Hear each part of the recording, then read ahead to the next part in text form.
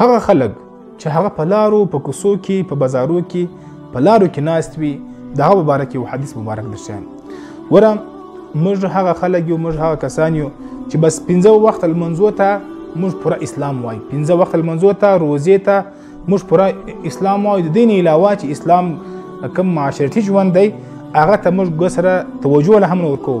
اوس د لارې کوم حقوق دي هغه په حدیث کې راغلي تاسو ته بیانوم. د حضرت ابو سعید الخدری رضی الله تعالی عنه سره روایت دی چې رسول الله صلی الله علیه وسلم وفرمایل په لارو کې مکشنی، په لارو کې مکشنی.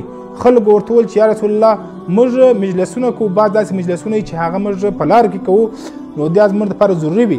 نو نبی اسلام ورته وفرمایل که چیرې تاسو ضروري مجلسونه وي تاسو هغه په لارې کې هغه کوئ نو بیا د لارې خپل حق چې دی هغه ادا کړئ. صحابه و عرض وکړي چې د لارې کم حق دی؟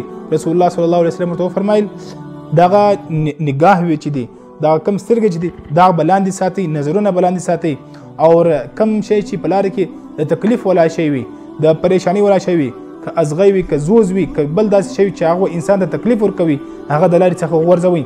که چیرې چا سلام دروا اچوئ سلام یې درته وکړئ، د سلام جواب ورکوئ. امر بالمعروف نهي عن المنکر کوئ. د ښې خبرې حکم، د بد خبرې څخه به انسان، د بد کار څخه د ګناه څخه به انسان راګرځوي. همدا د لارې حقوق دي. نن سبا ما او تاسو کوو د خپل کور مخته ناس په زور مو باندې موبایل لګولی، په زور باندې غانا لګولی، که یو زنانه تیریږي، که یو ښځه یو نجلۍ تیریږي هغه پسې خنداګانې کول، هغه ته اشارې کول او هغه پسې بد کتل، بد نظري کول. همدا چې دی نه امر بالمعروف دی نه نهي عن المنکر دی. پر دا کس باندې بد الله تعالی غضب کیږي، پر دا باندې الله تعالی رحم نه کیږي.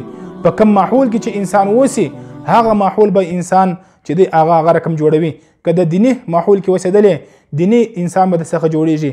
که دی د حرام خلکو په ماحول حرام کولو والا په ماحول کې ته اوسېدلی هم به جهنمي درڅه جوړیږي، هم به حرام خور درڅه جوړیږي. دا ویډیو د ثواب په خاطر باندې مخته در سره شیر کړئ.